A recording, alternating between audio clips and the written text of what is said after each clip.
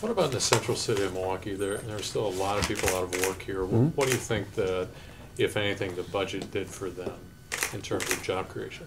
Well, we don't. There's not one solely targeted entity out there, but I think if you look at manufacturing in particular, I mean, you look at the 30th Street corridor, heavily driven by manufacturing. If we're going to see new jobs coming back in, it's going to be revitalization, not new construction, but revitalization of existing structures, finding new ways to do that. And I think, again, you look at the manufacturing tax credit, you look at the capital gains tax credit, 100% exemption for Wisconsin-based businesses, two big incentives for people to put money into Wisconsin-based businesses, and in particular, for future developments in that corridor, that would be tremendously important. You think the state could do more targeted efforts? Sure. I think WDC, and one of the great benefits, both in the separate legislation we passed earlier this year in the special session, and then the funding and the allotment for the organization set up in the budget. Next Friday it begins, July 1st, the Wisconsin Economic Development Corporation.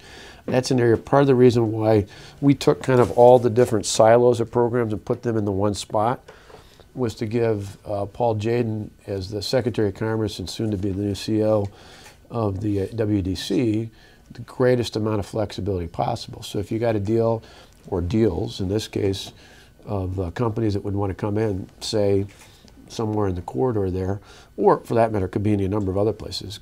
It's not just 30th Street, you've got other corridors throughout the city. They could come in and put together a package. I just signed legislation a couple of weeks ago to expand the number of enterprise zones up to 20. That's another tool we could use that would help. It's helped in places like with Mercury and Fond du Lac. It helped in Oshkosh with Oshkosh Corporation. It helped with Quad Graphics. Again, those are things we could target towards job growth. But there's got to be incentives. I mean, if you look at a brownfield versus a greenfield, more often than not, the greenfield is going to be attractive. So you've got to give the tools for development. And again, Milwaukee obviously is one of the prime examples. But I was talking to Jim Schmidt the other day in Green Bay, and they're trying to revitalize their downtown where the mall was and redo that. And they've got a lot going on around the stadium, but they were looking for some extra help and attention. Downtown Green Bay, and that's a good example where we'd like to see it. We realize that you can have catalyst projects, that being one. Same thing true here. I mean, you look at Pabst, and I think that's a catalyst. So you look at the Menominee River Valley and the catalyst through that section. We'd like the state to be a catalyst with more projects, particularly on the north and near south side of Milwaukee.